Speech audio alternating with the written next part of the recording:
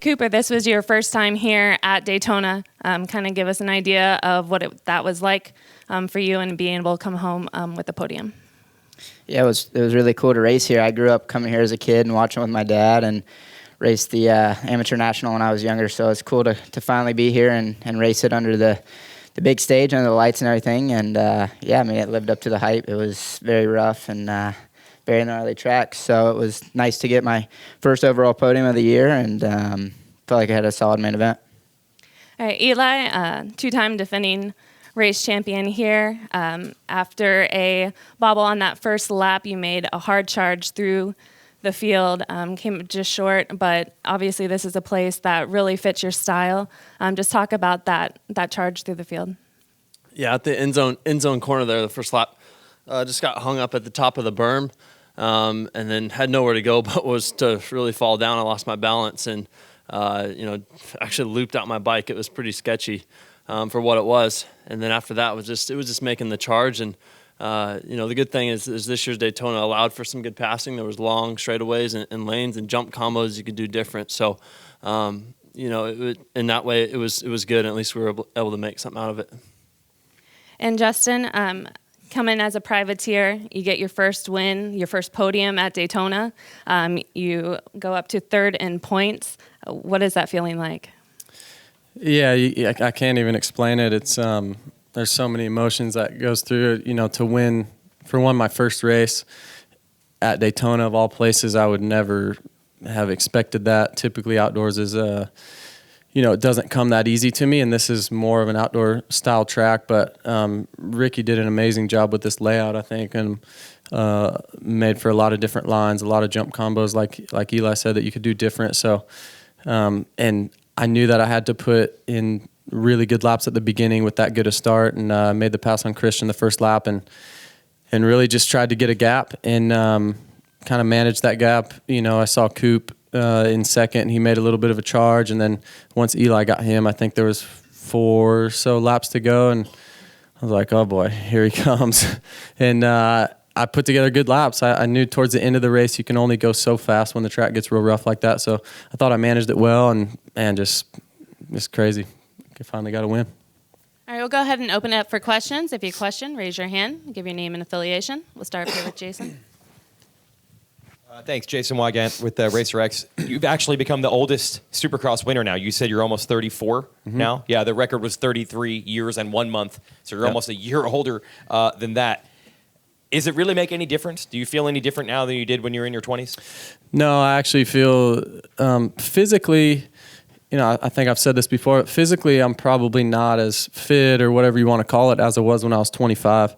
But mentally I'm, tenfold better than I was when I was 25. So, and I think that makes up for it. I've got a family, I've got 2 kids at home, and I've really got a good balance right now. I think that's the biggest thing is I go home, I see my kids, I take my daughter to swim lessons, and I can kind of detach myself from the grind. And then when it's time to throw down, I can do it. I feel like I seriously feel better than ever. A lot of people say it, but I think I've proven it this year that I can run up front on really any style of track, and that's a testament to my bike and the team and my family, and just the whole package just came together. Mentally, I'm super strong and can get it done when it needs to be done. I think that's the biggest thing.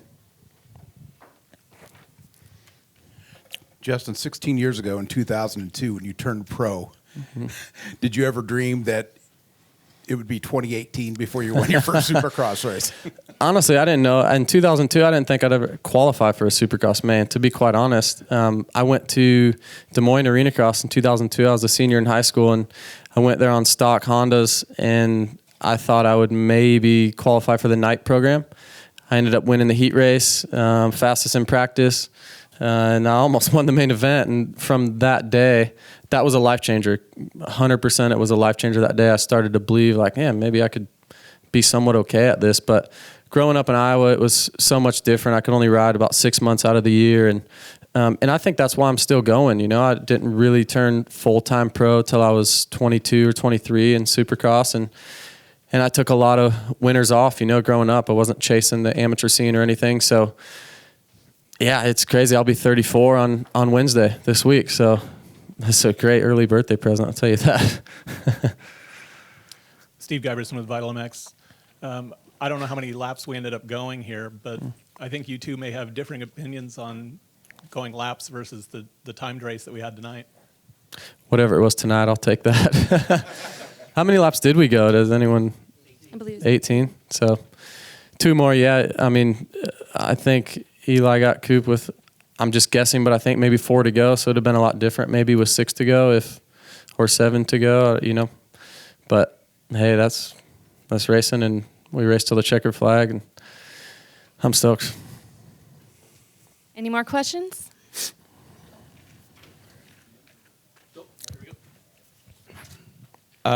The heat race was crazy, Eli and Cooper. You just take me through what happened there. You guys were going for it.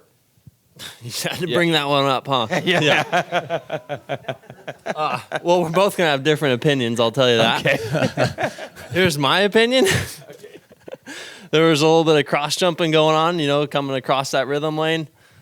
I got pissed off. I went for the takeout. That's all there was, plain and simple. So that's my side of the story.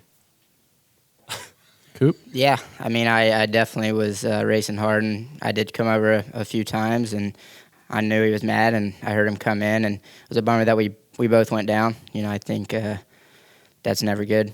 And, yeah, he told me, welcome to the 450 class, so just want to say thanks. I'm here.